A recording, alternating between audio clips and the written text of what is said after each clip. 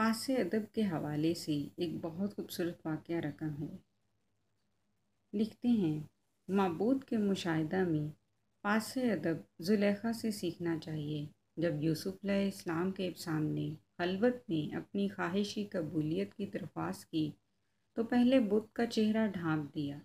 جب یوسف علیہ السلام نے پوچھا یہ کیوں، کہا میں نہیں چاہتی کہ میرا معبود مجھے تمہارے ساتھ اس بے حرمتی کے عالم میں دیکھے۔ یہ شرط ادب نہیں۔ جب یوسف علیہ السلام حضرت یعقوب علیہ السلام کو مل گئے، زلیخا کو حق تعالیٰ نے اثر نوجوان کر دیا، اسے راہ اسلام نصیب ہوئی اور وہ حضرت یوسف علیہ السلام کی زوجیت میں آ گئیں۔ آپ نے کہا اے زلیخا، میں تیرا وہی محبوب ہوں، دور کیوں ہٹ رہی ہے؟ کیا میری محبت ختم ہو گئی؟ زلیخا نے کہا ہرگز نہیں، اب بہت زیادہ ہے، مگر میں نے ہمیشہ آداب معبود کو پیش نظر رکھا ہے۔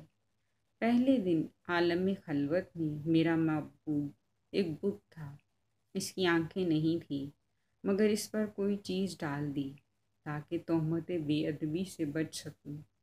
اب تو میرا معبود وہ ہے جو بغیر آنکھ اور کسی آلہ سے دیکھ سکتا ہے۔ ہر حالت میں اس کی نظر میرے اوپر ہے۔ میں نہیں چاہتی مجھ سے ترک ادب سرزد ہو۔ عشق کی پہلی شرط حیا ہے۔ اس عشق کی پہلی شرط ادب ہے، جسے ہم شاید آشنا نہیں ہیں۔ رابعہ الربا کو بصیرت آن لائن سے اجازت دیجیے۔ اللہ